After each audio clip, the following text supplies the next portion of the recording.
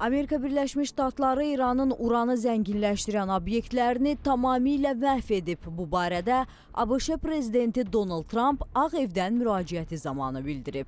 Bu gecə mən dünyaya deyə bilərəm ki, bu zərbələr möhtəşəm hərbi uğurdur. İranın uranın zənginləşdirilməsi üzrə əsas obyektləri tamamilə məhv edilib, deyə Trump bildirib. İndi İran sülh bağlamalıdır deyən Trump, İranda hələ çox hədəf qaldığını və sonraki hücumların daha da dağıdıcı ola biləcəyi barədə xəbərdarlıq edib.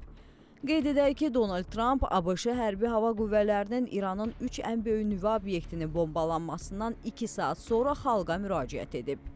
O, Fordo, Natanz və İsfahanın hərbi uğur nəticəsində tamamilə məhv edildiyini bildirib. Belə davam edə bilməz, İran üçün ya sülh ya da faciə olacaq, deyə Trump vurğulayıb.